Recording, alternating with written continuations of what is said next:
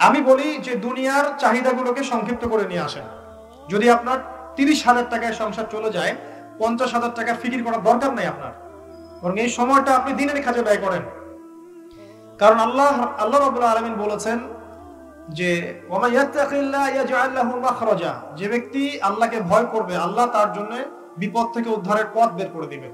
ওয়া ইয়ারযুকুহু মিন হাইসু লা ইয়াহতাসিব, এমন উৎস থেকে আল্লাহ তার রিজিক দিবেন যা সে কখনো কল্পনা করে নাই। রিজিকের টেনশন করেন না, আল্লাহর হাতে রিজিক, আপনি আল্লাহর উপর ছেড়ে দেন, চেষ্টা করেন, বেহিসাব রিজিক আল্লাহ পাক আপনাকে দিবেন ইনশাআল্লাহ। রিজিক মানে এটাও যে আপনি ইমানদার, আপনার নেককার স্ত্রী আছে, আপনার সুসন্তান আছে, আপনার রিজিক পর্যাপ্ত হচ্ছে, আপনি অসুখ বিসুখে কম পড়ছেন, বিপদ আপদে কম পড়ছেন, এগুলো সব রিজিকের অন্তর্ভুক্ত।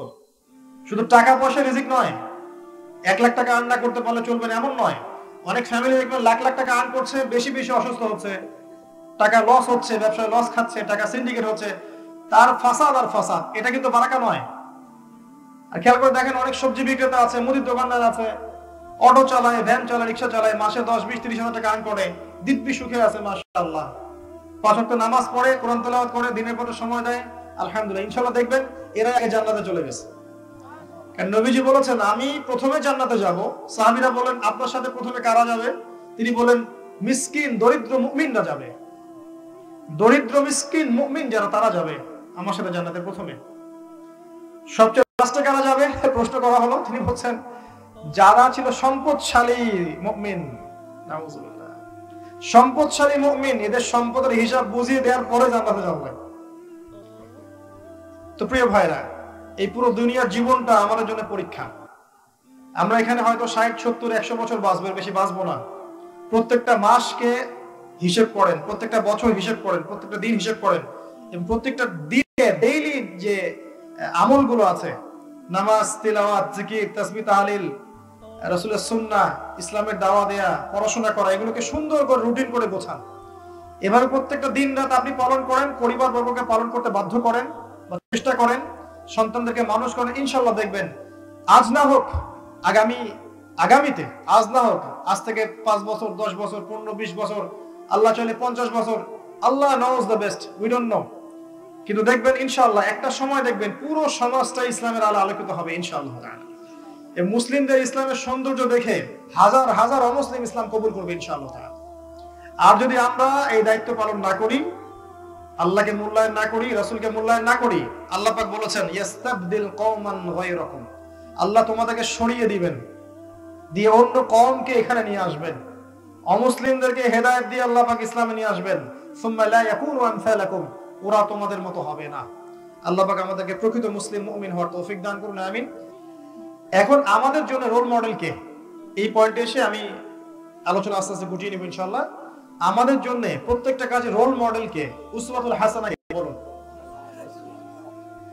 আল্লাহ পাক বলেছেন লাকাদ কানা লাকুম ফি রাসূলিল্লাহি উসওয়াতুন হাসানা, রাসূলুল্লাহ সাল্লাল্লাহু আলাইহি ওয়াসাল্লামের মধ্যেই তোমাদের জন্য আছে সর্বোত্তম আদর্শ। এটা আমাকে বোঝান যে তিনি সর্বোত্তম আদর্শ কি শুধু নামাজে, শুধু তেলাওয়াতে, শুধু জিকিরে, শুধু ব্যবসায়, শুধু মুআমালাতে, শুধু পরিবারে, শুধু সমাজে, শুধু রাষ্ট্রে? কোথায়? সর্বক্ষেত্রে। এটা আমাকে আগে বুঝতে হবে। যে যে ক্ষেত্রে আছি সেই ক্ষেত্রে উসওয়াতুল হাসানা কে? মুহাম্মদ সাল্লাল্লাহু আলাইহি ওয়াসাল্লাম। যদি তাকে বাদ দিয়ে আপনি অন্য কোন আদর্শ গ্রহণ করেন, আল্লাহ আপনাকে বাধা দিবেন না, আর কেউ আপনাকে ফোর্সও করবে না, লা ইকরাহা ফিদ-দীন। কিন্তু তার পরিণাম কি হবে?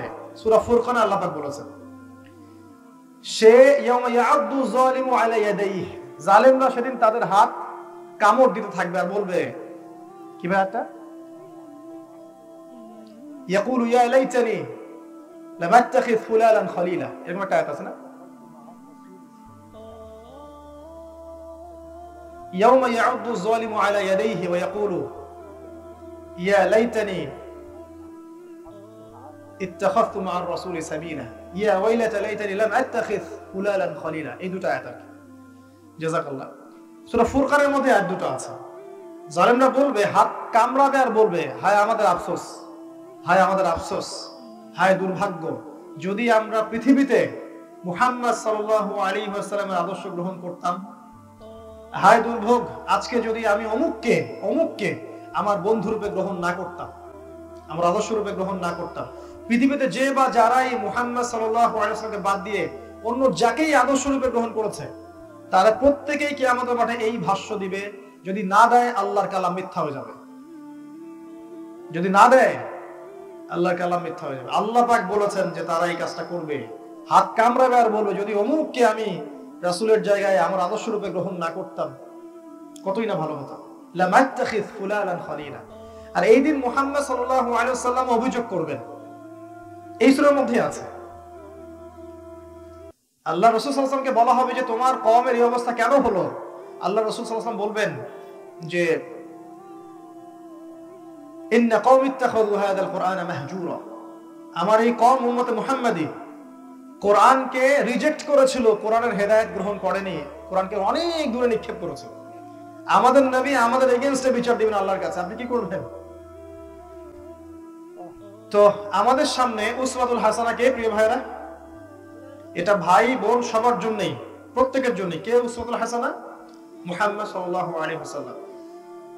এখন তিনি যদি আমাদের উসওয়াতুল হাসানা হয়ে থাকেন, তাহলে আল্লাহ পাকের আদেশগুলো মানতে হবে। আল্লাহ বলছেন ইন কুনতুম তুহিব্বুনাল্লাহ, তোমরা যদি সত্যিকার অর্থে আল্লাহকে ভালোবেসে থাকো, ফাত্তাবিউনি, তাহলে মুহাম্মদ সাল্লাল্লাহু আলাইহি ওয়াসাল্লামের অনুসরণ করো। ইউহিব্বুকুমুল্লাহ, তাহলে আল্লাহ তোমাদেরকে ভালোবাসবেন। ওয়া ইয়াগফিরু লাকুম যুনুবাকুম, তোমাদের যাবতীয় গুনাহ আল্লাহ মাফ করে দিবেন। আল্লাহু গফুরুর রহিম, আল্লাহ পাক পরম করুণাময়, অসীম দয়ালু। আল্লাহ আরো বলেছেন যে ওয়া মা আতাকুমুর রাসূলু ফাখুযুহু ওয়া মা নাহাকুম আনহু ফান্তাহু, রাসূল সাল্লাল্লাহু আলাইহি ওয়াসাল্লাম যা দিয়েছেন তা গ্রহণ করে নাও, যা থেকে নিষেধ করেছেন ছেড়ে দাও। আপনার আমার জীবনটা কয়েকটা ভাগে বিভক্ত, আপনার শৈশব, আপনার কৈশোর, আপনার যৌবন, আপনার বার্ধক্য। জীবনের প্রতিটা স্টেজে যখন যে দায়িত্বটা আসবে, এই দায়িত্বগুলো রাসূল সাল্লাল্লাহু আলাইহি ওয়াসাল্লামের সুন্নাহ মতো পালন করতে হবে। আপনার আমার জীবনটা সময়ের ফ্রেমে বাঁধা, 30, 40, 50, 60 ইত্যাদি, এর বেশি হয়তো হবে না আল্লাহ যদি না চান। হাইয়েস্ট 100, 150, এর বেশি কত? এই সময়টা সালে ভাগ করা যায়, মাসে ভাগ করা যায়, দিনে ভাগ করা যায়। আর দিনকে আমরা 24 ঘন্টা দিন রাতে ভাগ করতে পারি।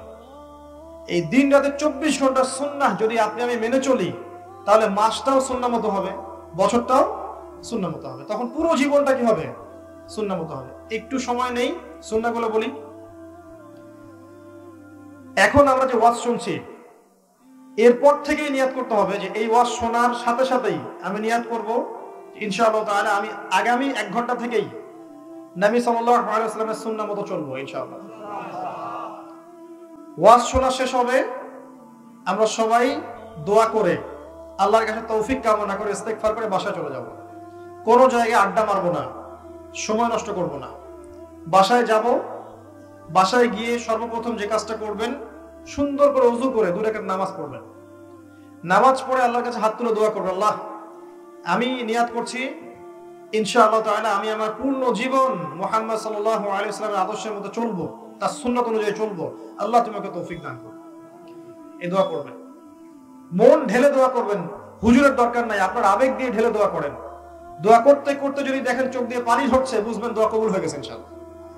এটা দোয়া কবুলের আলামত। কাঁদতে কাঁদতে চোখ দিয়ে পানি ঝরবে যখন, বুঝবেন ইনশাআল্লাহ দোয়া কবুল হয়ে গেছে। কারণ কঠিন মন কাঁদতে পারে না, আর কঠিন মনে আল্লাহর নূর আসে না। আল্লাহর নূর যে হৃদয়ে আসে, ওই হৃদয়ের চোখ দিয়ে পানি ঝরতে থাকে। মুহাম্মদ সাল্লাল্লাহু আলাইহি ওয়াসাল্লাম রাতের বেলা কোরআন তেলাওয়াত করতেন আর ডুকরে ডুকরে কাঁদতেন। যদি না আসে, কারণ হচ্ছে কোরআনকে ফিল করতে পারিনি আমরা। কোরআনের অর্থ বুঝতে হবে, আরবি ভাষা শিখতে হবে, তেলাওয়াত জানতে হবে, আদেশ মানতে হবে, নিষেধ বর্জন করতে হবে, কোরআনের দাওয়াত দিতে হবে মানুষকে। আল্লাহ তৌফিক দান করুন। বাসায় যে নামাজ পড়ার পরেই ওযু অবস্থায় শুয়ে পড়বেন। যদি বিবাহিত ব্যক্তিদের প্রয়োজন থাকে, প্রয়োজন পূরণ করবেন, তখনও দোয়া পাঠ করবেন। ওই কাজেরও দোয়া আছে, আছে না? আছে। শুয়ে পড়ার আগে কয়েকটা কাজ করবেন। সূরা মুলক তেলাওয়াত করবেন। কি করবেন? সূরা মুলক যে ব্যক্তি রাতে তেলাওয়াত করে, তাবারাকাল্লাযী বিয়াদিহিল মুলক ওয়া হুয়া আলা কুল্লি শাইইন কাদির, ইনশাআল্লাহ তাআলা ওই ব্যক্তির কবরে আযাব হবে না ইনশাআল্লাহ আযজা ওয়া জাল্লা। এই সূরা আপনাকে কবরের আযাব থেকে বাঁচাবে ইনশাআল্লাহ তাআলা। রাসূলুল্লাহ সাল্লাল্লাহু আলাইহি ওয়াসাল্লাম বলেছেন, এই 30টা আয়াত সম্মিলিত এই সূরা এক ব্যক্তির জন্য তর্ক করেছে আল্লাহর সাথে, সবশেষে ওই ব্যক্তিকে মাফ করে দেওয়া হয়েছে। এটা না পারেন সূরা বাকারার শেষের 3টা আয়াত পড়বেন, লিল্লাহি মা ফিস সামাওয়াতি ওয়া মা ফিল আরদ, এখান থেকে ফানসুরনা আলাল কওমিল কাফিরিন পর্যন্ত। যদি 3টাও না পড়েন শেষের 2টা পড়বেন, আমানা রাসূল থেকে ফানসুরনা আলাল কওমিল কাফিরিন পর্যন্ত। ফজিলত কি? সারা রাত যদি আপনি নফল নামাজে দাঁড়াতে নাও পারেন, নেকি লেখা হয়ে যাবে ইনশাআল্লাহ। এবং সারা রাতের যত দৃশ্য অদৃশ্যের অনিষ্ট আছে এগুলো থেকে আল্লাহ আপনাকে হেফাজত করবেন ইনশাআল্লাহ তাআলা। এরপর আয়াতুল কুরসি পড়বেন, আল্লাহু লা ইলাহা ইল্লা হুয়াল হাইয়ুল কাইয়ুম, এটা পড়বেন। আল্লাহর পক্ষ থেকে একজন ফেরেশতা আসবেন যিনি সারা রাত আপনাকে পাহারা দিবেন ইনশাআল্লাহ। বিশ্বাস করেন তো ফেরেশতা আছে? আমি তো অনেক জায়গায় বলি যে এখনকার জেনারেশন ফেরেশতায় বিশ্বাস করে না, তারা এলিয়েনে বিশ্বাস করে।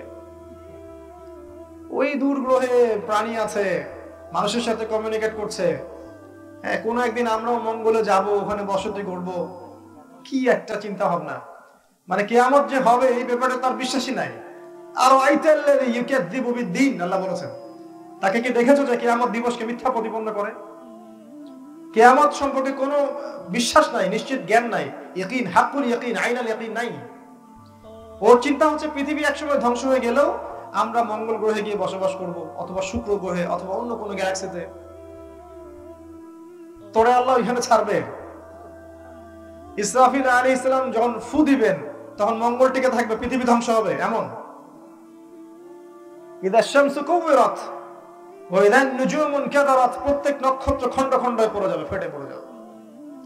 ওয়া ইদা জিবালু সুজিরাত ওয়া ইদা ইশার উত্তিলাত। কিভাবে বুঝাবো এই আয়াতগুলোর ব্যাখ্যা আপনাদেরকে? ওয়া ইদা সামাউন ফাতারাত, আকাশ ফেটে চৌচির হয়ে যাবে।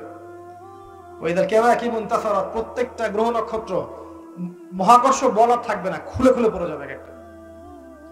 চিন্তা করেন এমন একজন ফেরেশতা যার হাতে একটা সিংহা আছে, একটা ফু দেওয়ার সাথে সাথেই পুরো এই সামাওয়াত, সাত আকাশ ধ্বংস হয়ে যাবে।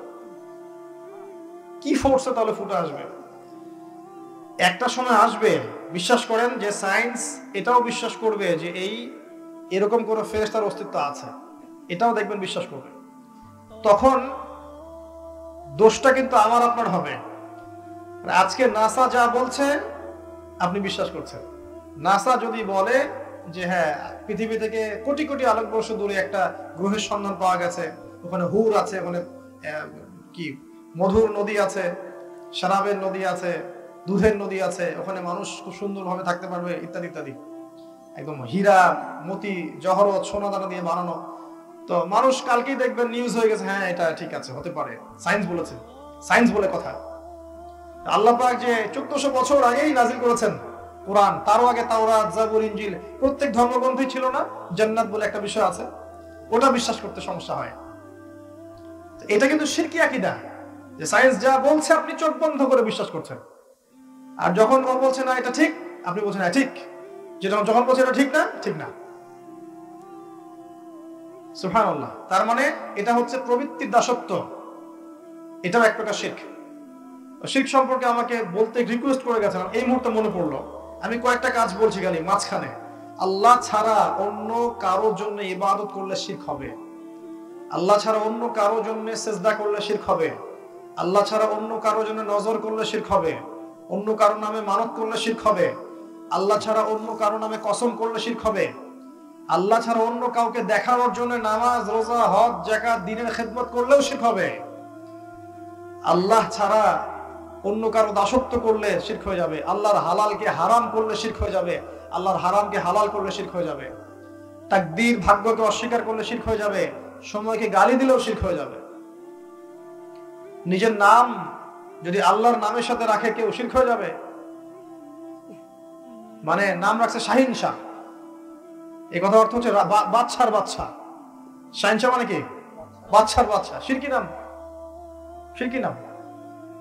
কারো চিন্তা যদি থাকে যে আল্লাহ বলতে কেউ নাই, নাউজুবিল্লাহ, বা আল্লাহ আছে, আরো ইলাহ আছে, বা আল্লাহ শুধু একা নয় আরো ইলাহ আছেন, তাদের ওসিলা ধরে সাহায্য চাইলেও পাওয়া যায়, হ্যাঁ আল্লাহর সামনে অমুকে আমার জন্য সুপারিশ করে দিবে, আল্লাহর অনুমতির প্রয়োজন নাই, বায়াত করেছি পার পেয়ে যাবো ইনশাআল্লাহ, মানে এই ধরনের আকীদাও যদি কেউ লালন করে শিরক হয়ে যাবে। ইবাদতের ক্ষেত্রে এরকম করলে শিরক হয়ে যাবে। চিন্তার ক্ষেত্রে যদি চিন্তা করে যে আল্লাহ ছাড়া কেউ সন্তান দিতে পারে, আল্লাহ ছাড়া কেউ রোগ মুক্তি দিতে পারে, আল্লাহ ছাড়া কেউ ভবিষ্যতের জ্ঞান রাখে? কবিরাজ বলতে পারে যে আগামীকাল কি হবে, টিয়া পাখি দিয়ে ভাগ্য পরীক্ষা করলে বলতে পারে কি হবে ভবিষ্যতে। এগুলো যদি কেউ বিশ্বাস করে শিরক হয়ে যাবে।